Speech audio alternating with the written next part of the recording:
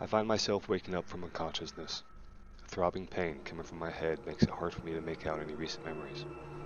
I struggle to piece together my current situation.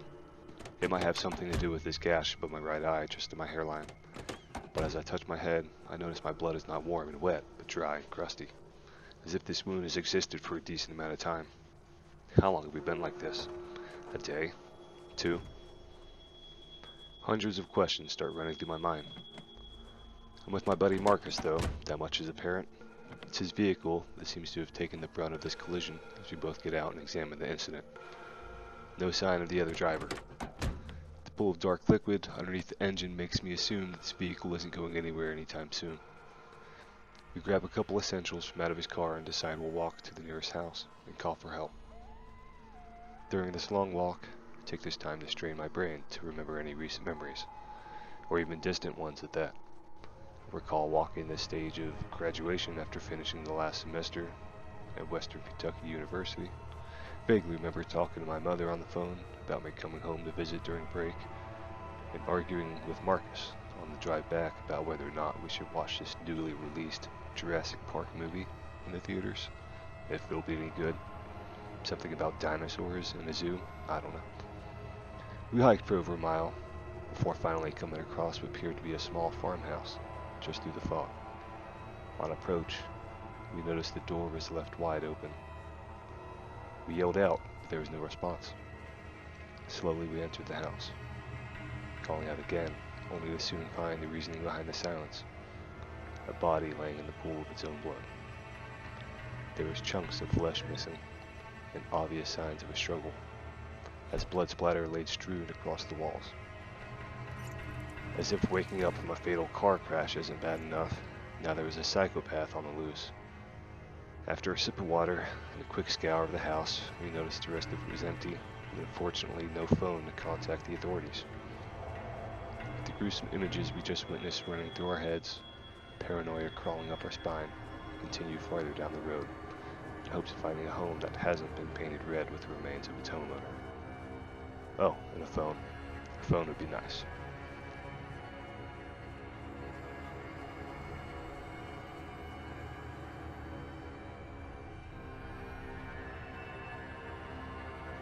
We walked for a good 30 minutes before coming across a split in the road. And there we continued north through the dense fog, deeper into the vegetation.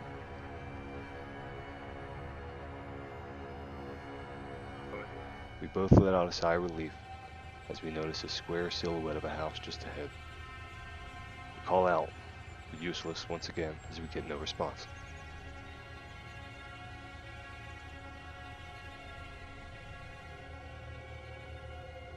Cautiously, I approach and peer inside. Banging coming from one of the interior rooms grabs my attention. I welcome myself in and Marcus follows. Instinctually, Marcus must have armed himself in the house before, as I notice he's standing equipped with a cooking pot and a look of intensity. We give each other the nod before I rotate the handle and the door swings open. The man inside immediately motions towards Marcus, trying to grab at it, mouth wide open as if he was taking a bite out of a hamburger. After a brief struggle, we were able to knock the man down long enough for Marcus to strike him in the head, but that just seemed to enrage the man. He came up at us again. This time Marcus was ready. A loud whack put the man down once more, with Marcus following up again. Now, I've seen the '68 classic film, Night of the Living Dead, where a small group of people try to survive being attacked by undead ghouls. And I've had my fair share of zombie fights while staying up late playing Dungeons and Dragons with the boys. But this is taking it to a whole nother level. After a quick scope of the house, and no luck again finding a telephone, we decide it's best not to stick around any longer than we need to. Continue on.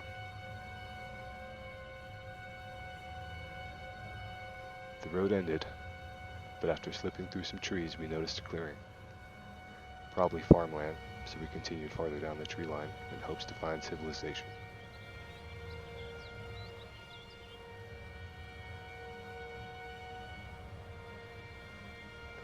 Our assumptions were correct. Shortly after walking again, we noticed a couple farm buildings, yet still no signs of life.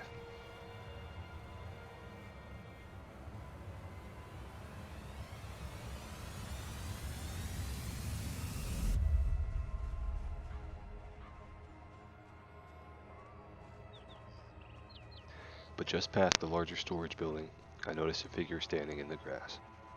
A park ranger by the looks of it. My excitement rose at the chance of hope until I noticed half of the man's brain exposed from his skull. His leg looks mangled and twisted, but somehow still usable. Marcus doesn't think twice before laying a solid blow, splattering what's left of this man's head across the ground. The sun started to set, and I could sense the chill in the air.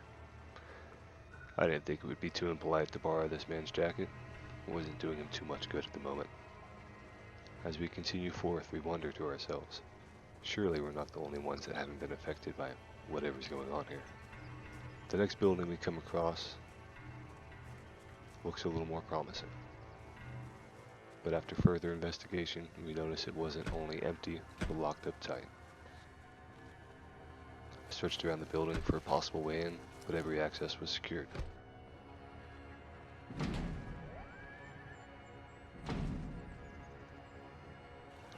Desperate times come with desperate measures.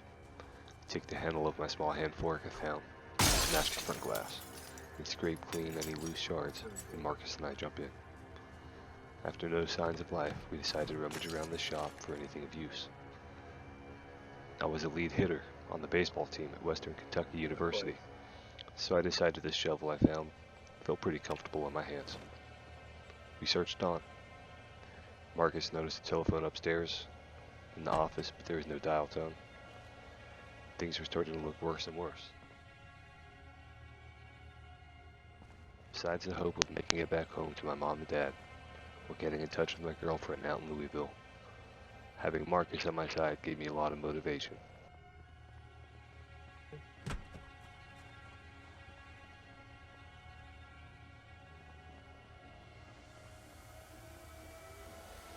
We start to head down a small footpath that seems to lead towards the main road, maybe a small town.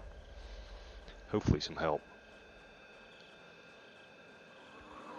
Just as we begin to let our car down, another one lunges out of the trees in our direction. Luckily for us, these things move like grandma.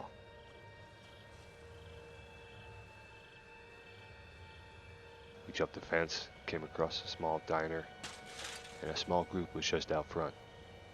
Before we knew it, they were right on top of us.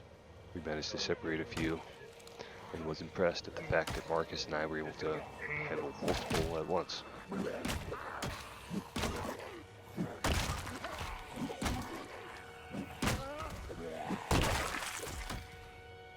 So we tested our luck again.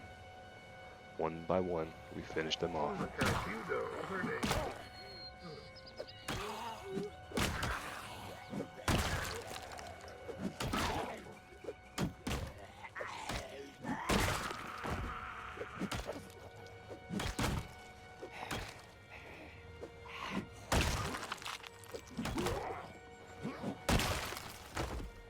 We then shuffled next door, keeping our heads low in hopes of attracting less attention.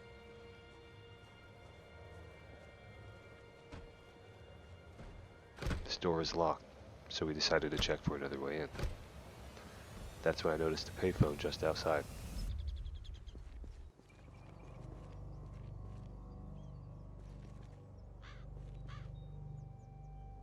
I ruffled around in my pocket until I found a quarter, but it was a waste of time.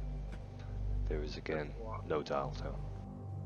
Again, my mind becomes a jumbled mess of questions, until the sound of shattering glass quickly distracted my moment of self-pity. Marcus smashed through the front window and hopped through, and I followed behind. Might as well grab a couple snacks. I don't know how long it's been since I've ate, but my stomach is telling me it's been a while. And a fresh bean burrito was sounding pretty good about now. We rummaged through the store for a few minutes, but only grabbing essentials. You know, candy bars, soda, beef jerky. I thought to myself for a minute, is this stealing? I don't want to be a thief, but then again, is it really stealing if it doesn't belong to someone? Just a thought.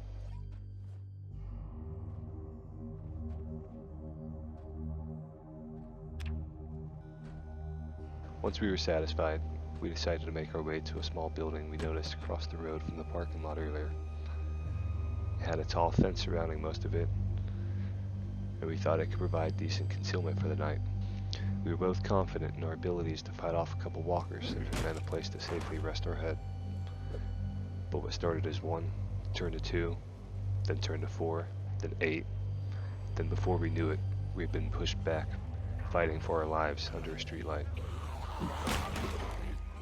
Every time one goes down, one more shows up. We were getting more exhausted by the minute, but this was not time to give up. We had to keep fighting.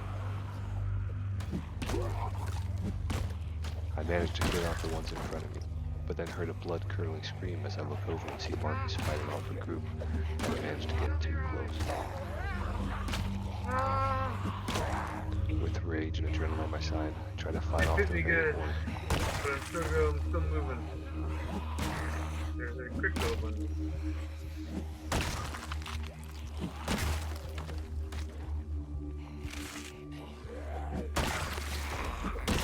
Glancing over at Marcus, I'm unable to make out the damage in the darkness, but I see the shimmer of what I'm assuming is blood, shining from the glow of the streetlight. I hear Marcus's body hit the ground with a thud. Not seconds later, he's up again. But this time, he's no longer Marcus. Fighting back tears, I muster up the last bit of my strength as I deal blow after blow until Marcus is no longer moving. And there I stand, paralyzed with emotion. My mind races once more, and I can't help but think, is this how I die?